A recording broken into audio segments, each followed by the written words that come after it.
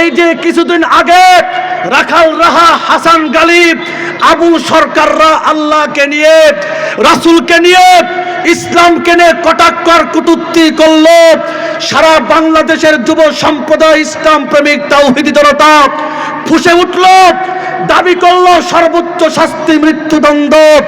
ইউনূস সরকারের কানেও পানি যায় নাই। কথা বলেন ঠিক না বেঠিক? আজ যদি হাসান গালিব, রাখাল রাহা তাদের বিচার হতো, কুলাঙ্গার সালমান রুশদীর জন্ম বাংলার জমিনে হতো না। সালমান রুশদীর বিচার হলে কুলাঙ্গার দাউদ হাজারীর জন্ম বাংলার জমিনে হতো না।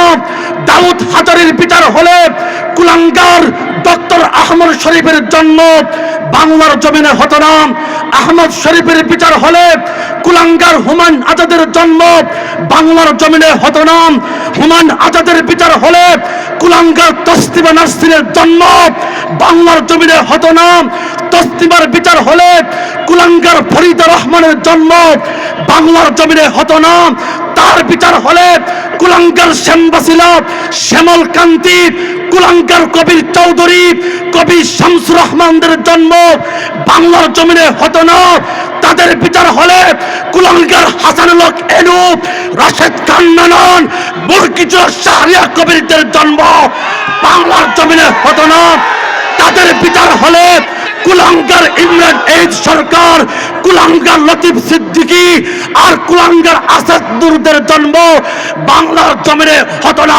কথা বলো ঠিক তবে ঠিক? হে আশুলিয়ার যুব সমাজ, এটাকে বলা হয় only on dose complete for four delete.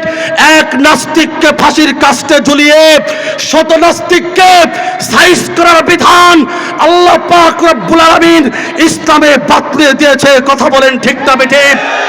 পরিষ্কার ভাষায় বলতে চাই, জীবন থাকবে কি থাকবে না পরোয়া করব না, কিন্তু সাতেম রাসূল, গুস্তাখ রাসূল, আল্লাহর দুশমন, নবীর দুশমন, শাহ জালালের পুণ্যভূমিতে, শাহপরানের পুণ্যভূমিতে, শহীদদের বাংলায় খোদার কসম থাকতে দেওয়া হবে না, থাকতে দেওয়া হবে না।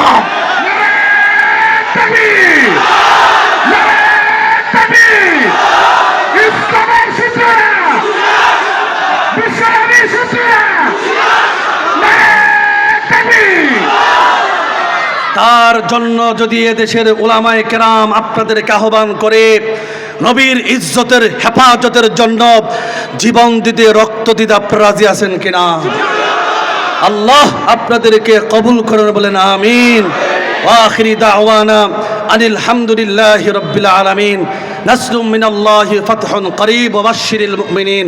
আসসালামু আলাইকুম ওয়া রাহমাতুল্লাহি ওয়া বারাকাতুহু।